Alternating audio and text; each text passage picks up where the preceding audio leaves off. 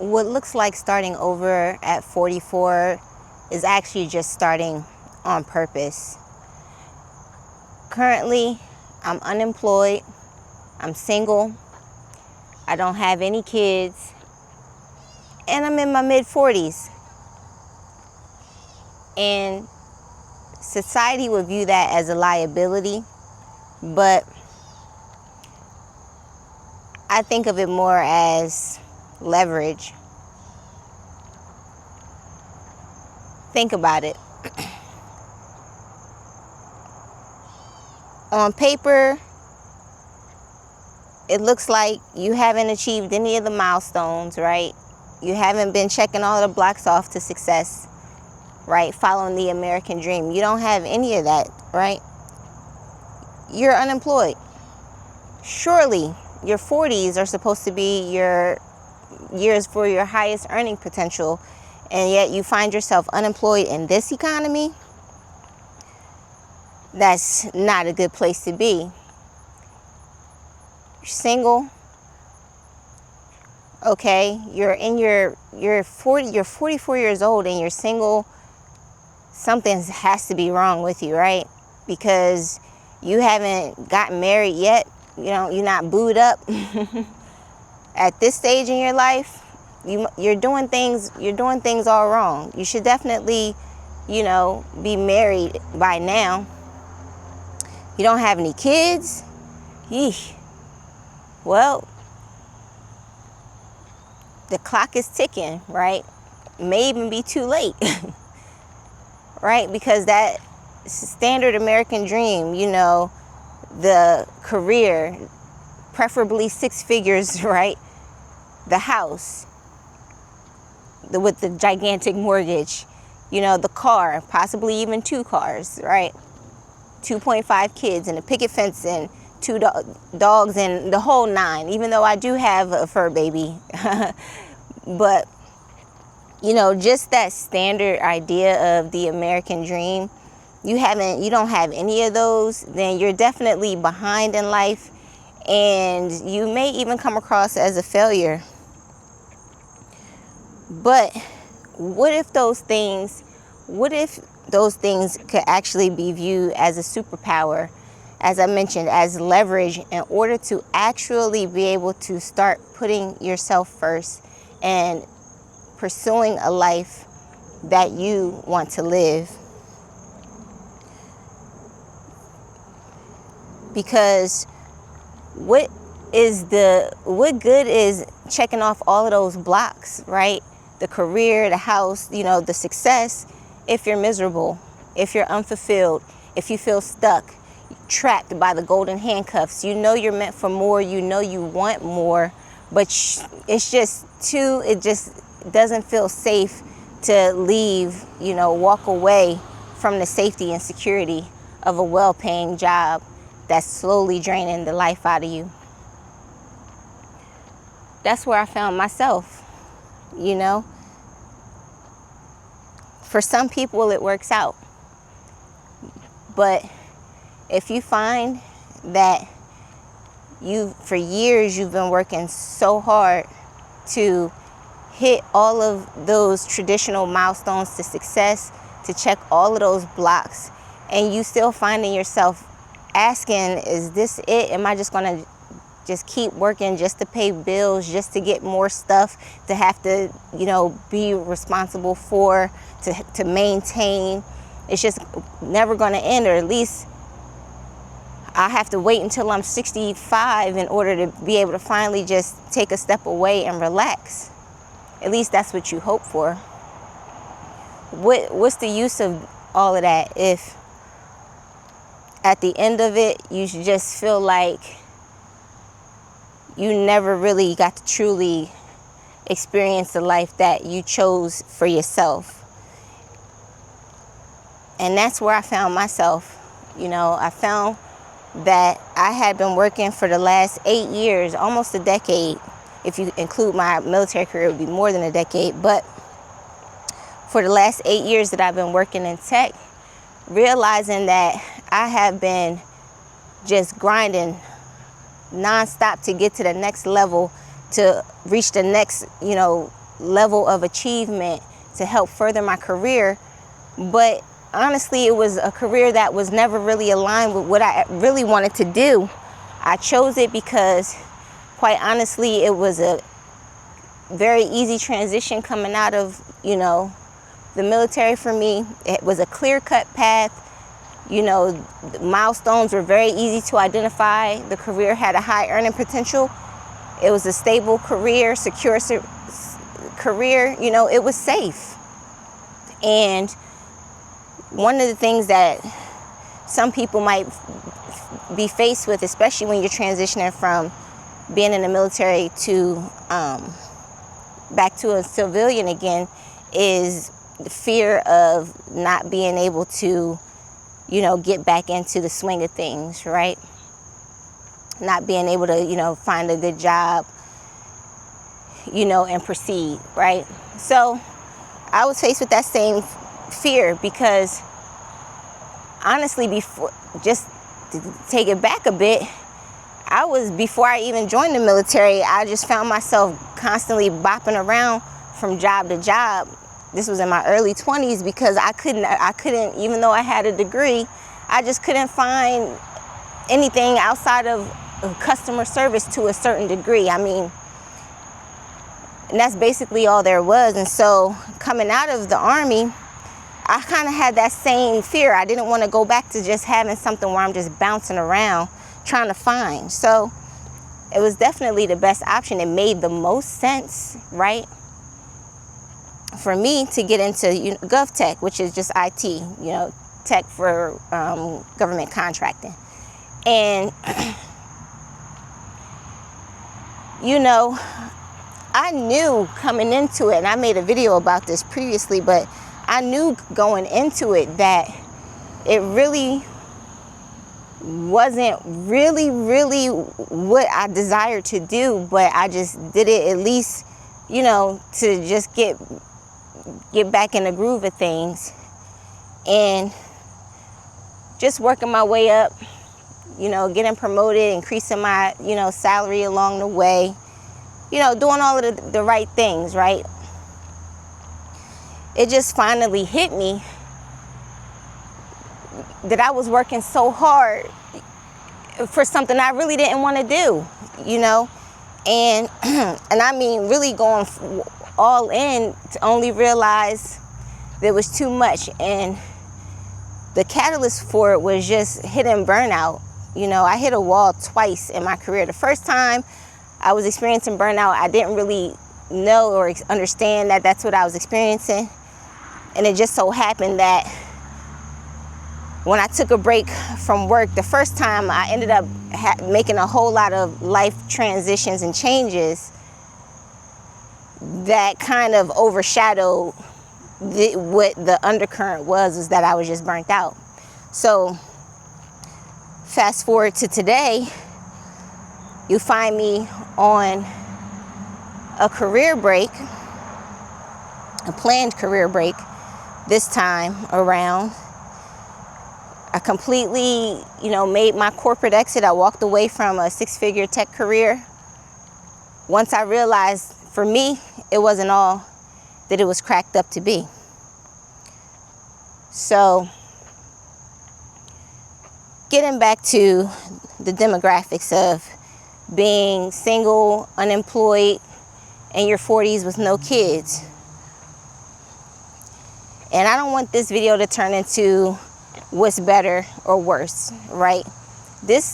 I want to just talk about a perspective shift, a mindset shift. And instead of viewing these things as a liability, right? Something saying that you're failing at life, to view them as a superpower, as leverage, in order for you, especially if you find yourself dealing with burnout.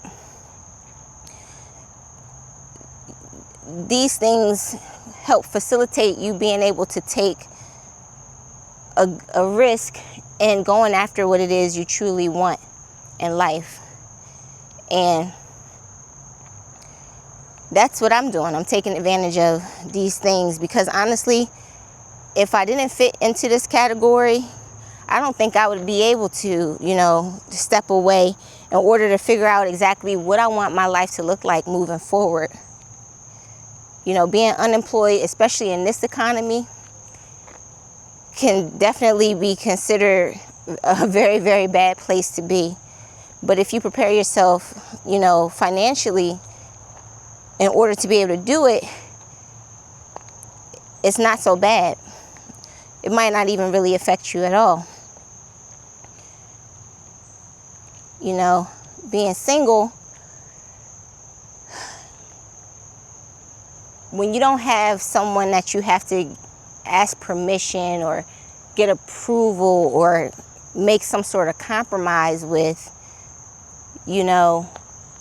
again, it just puts you in a better position. It's just like, it just puts you in a better position to explore, to take the chance, to finally go after, the thing that you want to do. Meaning, if you're seeking a better quality of life, right? If you know that what you're doing, as far as work, maybe where you live or, your current lifestyle, even if you're comfortable, but you're just not, overall just not happy, just with how you feel, on the inside. On paper, everything look good. You have a nice place to live. You have a decent job, but you just aren't happy with it, and you just feel like there has to be more. When you're single, you don't have to necessarily shelve that feeling or run it by or have these deep discussions with your, significant other, your spouse. And I know it sounds selfish, but that's the whole point of finally putting yourself first and not doing things because, for fear of judgment or how it will be perceived or looked at from the outside looking in, whether it's from, family, friends, or just society in general, right? That's what it's about. It's about putting yourself first in order to pursue, a lifestyle that you truly desire. And when you don't have certain things just tying you down where you have to kind of make a sacrifice in order to, take care of other people, whether it's, take care of your kids or, or just be responsible because you have, a family. It's just a level of liberation, that will allow you to step out and take a chance to see, how things could truly be if you start actually living for yourself and not for, society or what others may think of you. So it just turns into one of those things, where it's just like, okay, well, all right, I'm not married, I don't have any kids, so I can now, really just focus on what exactly it is that I want, put you in a position to be able to save money, probably a little bit quicker. It just depends. But just kind of get into just not having kids, having kids is beautiful, it's a wonderful thing. And again, this isn't about what's better or worse. It's just about shifting perspective. Instead of viewing not having kids as a failure or that you're behind, right? You just think of it as, again, not having to sacrifice how you feel on the inside, not having to sacrifice your mental health in order to, be a responsible adult. And I'm not trying to say be irresponsible, but I'm talking about as far as what society views as being responsible, maintaining a job, a career, just drudging along, just keep pushing through despite how you feel, whether you're burnt out or not. It's kind of expected. Burnout is kind of like normalized, honestly, because if you're not grinding, right, what are you doing? Well, not having to force yourself to push through, because you have a family to take care of, I think a lot of the times, especially with us, Black women, we're expected to, we're the whole shebang, the support system, right? We expect to take care of everybody else. And not take care of ourselves, right? Or we're the very last in line. And, you know, when you don't have these, you know, when you don't have a family that you have to, you know, consider in every decision, again, it just liberates you in order to be able to finally take a step back, try to actually recover from your burnout, right? Without having to worry about, you know, without having to feel the guilt or, you know, stress or worry that you're doing, you know, the wrong thing, you know, or that you're being irresponsible. I know that's a big thing that I think a lot of us kind of struggle with internally, just feeling bad, especially when we're doing well in life. You know, if we actually do have, you have a good job, you're making a good salary, you actually, whether you own a house or not, or you might just have a, you know, nice, you might be renting a nice apartment, you have a nice car, whatever, and you just feel like you're not happy, but you also struggle with feeling guilty about it because you feel like you don't want, that's not what you really want. You want to do something else, whether it's travel, you know, whether it's explore your creativity, etc. You know, I think a lot of us struggle with that internally, and it causes a lot of internal conflict. But when you find yourself in this demographic, you know, when you're able to untether yourself from all of these things, you know, that kind of keeps you trapped, that kind of keeps you stuck, like the golden handcuffs, right? Feeling bad, you know, or for wanting to walk away from all these good things, right? But that's okay.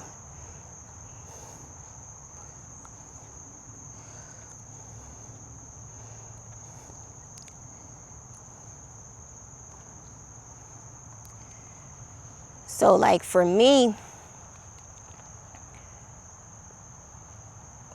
what ultimately I ended up doing was, you know, I ended up taking a trip that pretty much completely solidified and pretty much drove the idea home that I wanted something different for my life. And I took a trip to Portugal, and I'll do a separate video about this, but man, that trip is just basically it was a done deal after that. I just knew that what I was doing, I wasn't going to be able to sustain what I was doing for much longer. And I just wanted something different. I wanted my life to look and feel different. So I began to plan, you know, my corporate exit. And I really had to put a lot of thought in this because I'm walking away from a very high salary, you know, a high salary, I don't want to say very high salary, but a high salary career, you know, that was, you could, stable was a little, you know, not, previously would have been considered stable, but, you know, stable enough, I would say. You know, really planning that out and what that would look like walking away. Making sure that I saved enough money to at least give me a little runway. Having more than one source of income, that's definitely a big part of it, right? That is what allows you to be able to, you know, save additional money, but also continue to have some sort of income coming in once you walk away. And that's where you find me now. I'm currently on a career break. I walked away from my tech career. And I'm currently in the process of deciding what my life is going to look like, with aspirations to move abroad. I'm looking at moving, you know, considering moving to Portugal. And I look forward to making content about that more in the future. But being able to save that money, right? Reduce your overall living expenses. So for me, what that looked like was actually moving back home with my mom. As I mentioned, on top of all of the other things, being unemployed, single with no kids except for my dog, my little fur baby. But on top of all of that, I live at home with my mom. Now, there was multiple reasons why I chose to come home, you know, and live with my mom. Part of that was being a caregiver to help her recover from a major surgery.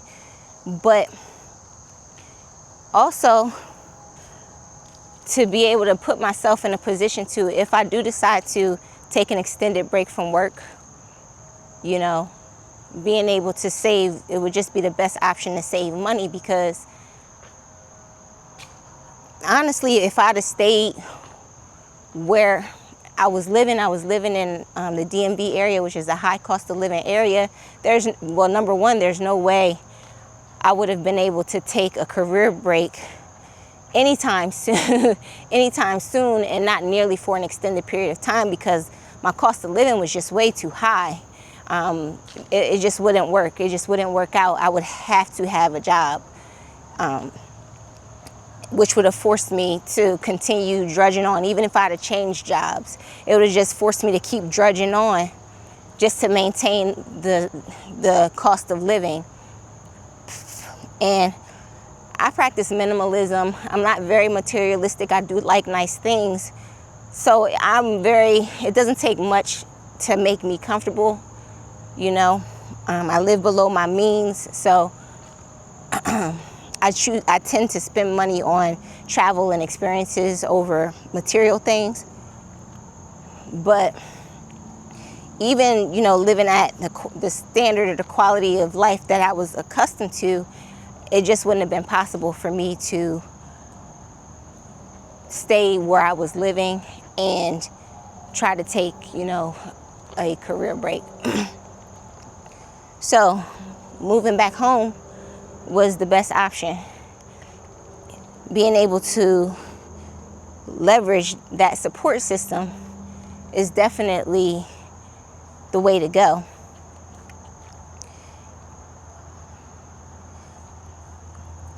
What else did I do? So I planned my corporate exit.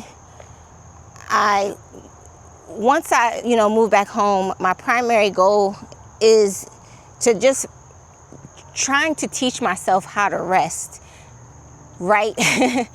You know, in addition to just starting my recovery from burnout, just really trying to teach myself how to rest and to not feel bad about not doing anything. And honestly, it's very hard. It's very hard because, especially being a, you know, elder millennial or zennial, you know, it's like ingrained in us that we have to be like, we're overachievers, right? Or you have to constantly, you don't necessarily have to be an overachiever, but constantly working hard. And you know, just constantly just grinding, constantly doing something, constantly being productive, right? It's just kind of in us, like constantly going to school, whether, you know, even on days where you didn't feel good, or, you know, just that culture of just always on the go, right? Always doing something. You know, it's a very hard habit to break, especially when you've been doing it for decades. And even now, being home, like, I find that I still, even though I'm not working and my caregiving responsibilities have since, you know, died down drastically. My mom is recovering really well, thankfully. It's still very hard for me to feel like I'm not wasting my day when I'm choosing not to really do anything, whether it's just hanging out with my dog, watching TV all day, you know. And honestly, at this point, I'm starting to replace it with other activities, you know, educational activities. And one of my favorite things to do is learn new things, right? So I've just kind of replaced some of that free time with just learning something, which to me is not always, you know, can be good, especially if it's not too analytical, too, you know, where it exercises a different part of your brain, like the creative side, right? So that's kind of what that looks like. So yeah, I decided that while I'm, learning how to just slow my life down, that ultimately if I stay here in the US, I just know that I'd end up falling right back into that trap of just hustle culture in general. And I honestly don't want to go through it. I want to actually give myself a chance to embrace more ease and to slow my life down. And so I decided that moving abroad would be the best option for me. And it wouldn't be nearly as easy of a decision especially if, I had a family or, a spouse, I had to take into consideration, everybody else. And I'm looking at moving to Portugal. It's a goal of mine. It's a dream that I have. And, after, taking a trip there and just getting a glimpse of what life could look like outside of hustle culture, I'm willing to take that chance and see if I can achieve that for myself. But I just know that staying in the US is just not the best choice for me right now based off of what I'm seeking in life. And that's what I'm looking forward to. And again, I look forward to making more videos about that in the future. But I just deeply feel and believe that you can't heal in a place that's causing you to harm, So I just want to give myself a chance in another, in another country. And I've lived overseas before. So that seed was planted a long time ago with just the idea of it being a possibility, and I'm finally, and it was something that I always felt that I would want to do. Back then it was, when I retired or when I, got older, something that I would definitely want to do. But because I find myself in the situation that I'm in, I'm able to actually pursue it a lot earlier, a lot sooner. And that's what I'm doing, and that's what I'm going to do. Again, just kind of, instead of viewing these things as a failure, view them as leverage to buy certain levels of freedom, to be able to attain certain levels of freedom in your life. And again, all of this goes back to living the life that you want to live, that you have autonomy over. And I'm finally taking the reins instead of just going through on autopilot and constantly kind of subscribing to, Black excellence and master's degrees and certifications and, all the things, because I've done it, and again, realize, why am I working so hard for something that's not really what I want to do? So just giving myself a chance. And I wouldn't be able to do it if, I was still, or if I, had a family to consider, if I was still pushing through this, the 9 to 5, because golden handcuffs got me at a standstill. Like, I know I want to leave. I feel like I need to leave, but I can't because the check, it's a, dependable check. It's a, good income.